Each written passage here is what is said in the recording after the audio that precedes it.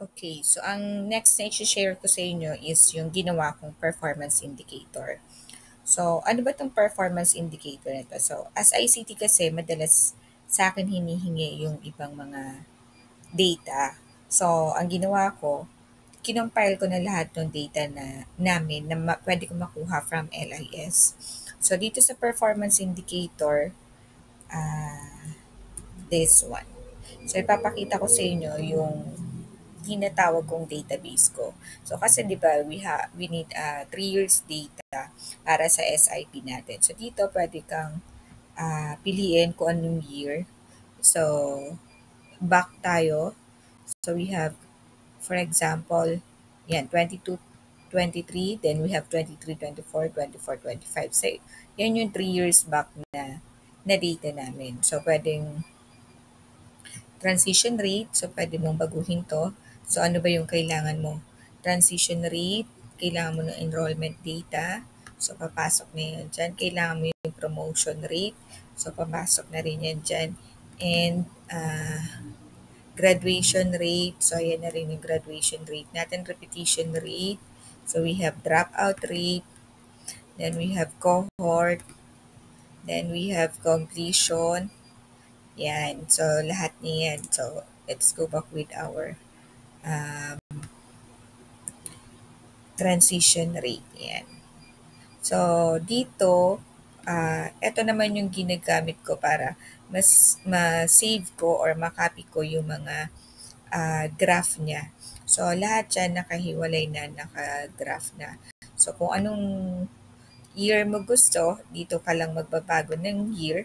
So, halimbawa, ang kailangan mo is 2023, 2024. Unlike kasi dito sa isa, di ba, kailangan mong isa-isahin. So, dito, babaguhin mo lang yung year niya. So, lahat na yan is magbabago. So, all you have to do is grab uh,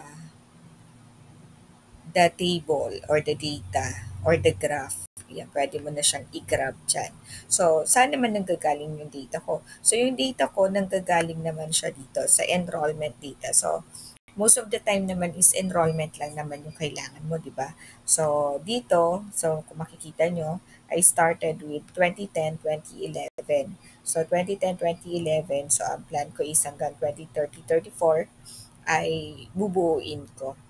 So, ayan. So, 2010, 2011, nasa ano nakasave din yun eh, nasa LIS na. So, i-encode mo lang dyan lahat ng data mo. Then, punta ka dito sa transition. Automated na siya. Andito yung formula na pinagkunan ko. So, yan yung formula na ginamit ko. And mabubuo na yung iyong transition rate. Then, you have your promotion. So, ayan na rin yung promotion mo. Mag-automatic na rin once na na-fill out mo na yung enrollment data mo. Then, we have the graduation. So, dito sa graduation, so, syempre, kailangan mong i-fill out itong completers ni kinder and graduates ng grade 6.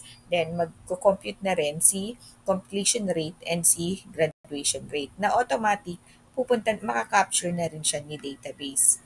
Then, we have the repetition rate. So, eto naman, yan. So, yung repeaters, i-encode mo lang din dyan. Madali lang din naman siya kasi once na inopen mo si LIS, makikita mo na din doon yung mga repeaters nyo. Yan. So, nakalagay na rin dyan. So, ito yung repetition rate natin. So, ito naman yung pinagkunan ko ng formula. Next is we have the dropout rate. So, ito naman po yung ating dropout. So, syempre, yung dropout, kailangan mo rin tiyagain na i-encode isa-isa. Dahil kung hindi mo naman tiyagain i-encode isa-isa, hindi ka rin magkakaroon ng automated. So, it's a matter of tiyagaan lang po talaga. Then, ayan na siya. So, andyan din yung aking pinagkunan. And then, we have the cohort survival. Then, we have yan, retention rate. Tapos balik ka na sa home mo. So dito may shortcut din naman yan. Bawat isa niyan. So may isang blanco kasi hindi ko alam kung ano pang idadagdag ko dyan. So blank lang yan para for future data na kakailanganin kong idagdag. So we have the enrollment data, then home ka lang ulit, transition rate, then home lang ulit, promotion rate, home ulit. So, lahat dyan is nakakonect na rin dito sa mga data mo dyan. Lahat din naman yan, ayan na rin siya. Okay, so hopefully, nagustuhan niyo yung performance indicator database system na ginawa ko. So, this is para mapadali lang yung trabaho ko para anytime na kailangan ni school head, oh, I need data 3 years back. O I need data from last year. So, binibigay ko na lang yung data na kakailanganin niya based dito. So, tiyagaan lang for ICT coordinators, kailangan mo lang siyang i-upload every year or i-update every year. So, once a year ka lang naman mag-update eh. Pag na-update mo na yung enrollment data mo and yung mga graduation and completers mo, repetition, dropout, pag na-update mo na yung lahat, tapos na. 'Di ba? So, once a year mo lang din naman siya i-update.